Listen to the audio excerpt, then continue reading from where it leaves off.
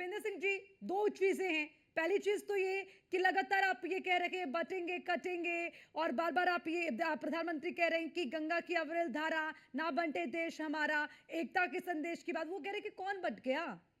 किसने बांटा, पहला सवाल।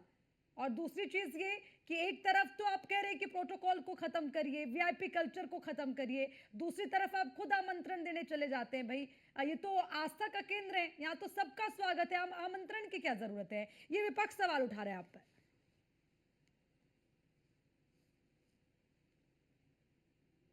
अनम्यूट कर लीजिए जितेंद्र सिंह जी, आप अनम्यूट कर लीजिए। देखिए, अगर हम इतिहास के झरोके से देखें और जो भी राजकाज धर्म के अधीन रहा है, तो निश्चित तौर पर वो उसका असर अच्छा हुआ है, जनता में उसका प्रभाव अच्छा गया हुआ है, काम अच्छे हुए हैं। तो अगर धर्म के अधीन सरकार काम कर रही है और अपने सनातन की अच्छाई के लिए, सनातन की प्रमोशन के लिए और लोगों को सनातन से जोड़ने की दृष्टि से अगर उत्तर प्रदेश की सरकार, केंद्र की सरकार अगर कदम आगे बढ़ा रही है, उसी मद्देनजर निमंत्रण दे रही है, अपने धार्मिक सामाजिक कार्यों को आगे बढ़ाने की दृष्टि से कार्य कर रही है, तो इसमें विपक्ष के लोग अगर हो हल्ला मचाएं या उसमें राजनीति करने का प्रयास करें, तो कम से कम उन्हें ये तो सोच लेना चाहिए कि भाई वो भी तो एक सनातन की एक शाखा है। ऐसे आप नास्तिक कैसे हो सकते हैं, इतना नास्तिक व्यवहार आप कैसे कर सकते हैं कि अगर आज से पहले तो सरकारों ने कभी भी सनातन की किसी परंपरा को, सनातन के किसी कार्य को, किसी धार्मिक अनुष्ठान को एक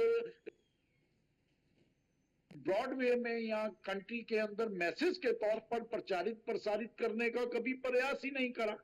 लेकिन अगर एक सरकार आज देश के अंदर, भारतवर्ष के अंदर धर्म के अधीन कार्य करते हुए उस तरह का वैश्विक संदेश देने का प्रयास कर रही है और विश्व में इसका अच्छा मैसेज भी जा रहा है, विश्व इन चीजों को समझता है, लेकिन पता नहीं क्यों हमारे नास्तिक विचारों के, हमारे ये अपने ही देश के राजनीतिक दल और राजनीतिक दलों से जुड़े हुए लोग क्यों इस तरह का बयानबाजी करते हैं। उन्हें कहना चाहिए कि ठीक है, हमारी परंपराओं की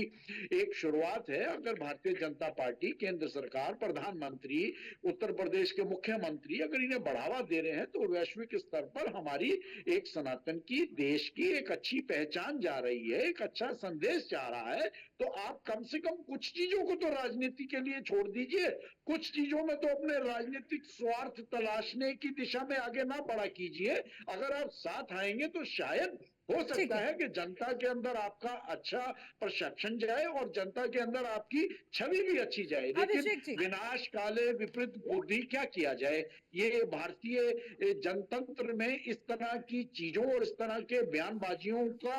अनदेखी करना ही शायद देश हित में और देश की जनता के हित में बेहतर है।